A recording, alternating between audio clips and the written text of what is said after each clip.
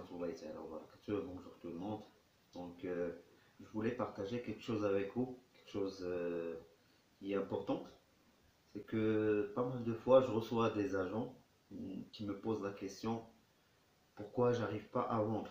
علاش ما كنبيعش. Donc, déjà, la question qui est un problème. Donc, l'agent cherche à vendre, mais pas à faire acheter. Ça, c'est un problème. Donc, il faut dire pourquoi j'arrive pas à faire acheter. Donc, donc, je vais donner la réponse à cette question. Restez à l'écoute. Merci. Alors, qu'est-ce que je fais? Donc, je prends quelques appels au hasard, au pif. Donc, la première des choses que j'ai remarqué, que la plupart des coachs remarquent aussi, c'est qu'il n'y a pas vraiment un vrai respect de la structure d'appel. Donc, la structure d'appel importante, et dans tous les centres d'appel au Maroc ou bien au monde, ils ont une structure d'appel. Les matchs au hasard.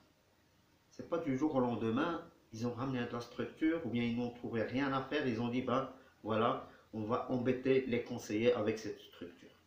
Non, la structure joue un rôle important pour faire acheter notre client.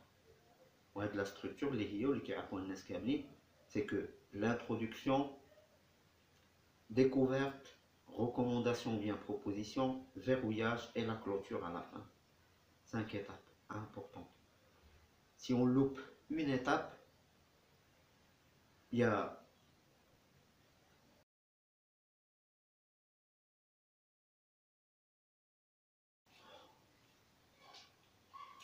le problème de la structure. En plus de ça, ce qu'on remarque souvent, c'est qu'on est concentré sur nos ventes, nos chiffres. Je suis à combien de ventes? Mon collègue a déjà à côté, il est déjà à 2, pardon. Celui qui est en face de moi, il a déjà fait 3 ventes. Je suis à combien au niveau de tel indicateur ou tel KPI. Donc, ou bien je suis concentré sur mon GSM, ou bien je suis en train de parler avec mon client et en même temps avec mon collègue qui est juste à côté aussi. Donc, on n'est pas vraiment concentré sur et avec notre client. ما كونسونطرينش على الكليون ديالنا كنفكروا غير فواش بغينا كنفكروا فيه كيفاش خصني نبيع له ونزرب عليه comme j'ai dit. Or ça doit être le contraire. Donc faire une bonne découverte, prendre le temps de découvrir son client, c'est important. Et en même temps, on montre au client qu'on est différent des autres. Parce que les gens, ils sont envahis d'appels. Ils sont harcelés d'appels téléphoniques. Donc les gens sont harcelés d'appels téléphoniques. Donc si c'est pas pour l'énergie, c'est pour la téléphonie. Si c'est pas pour la téléphonie, c'est pour les produits surgelés. Si c'est pas pour les produits surgelés, c'est pour le chocolat, c'est pour l'alcool, c'est pour les portes électroniques, pour plein de choses. Ils ont marre d'entendre la même monotonie, le même discours. C'est un robotisme. Bonjour, je suis TGV. Non, il faut prendre son temps. Il faut prendre le temps pour découvrir son client. Malheureusement, on ne fait pas ça.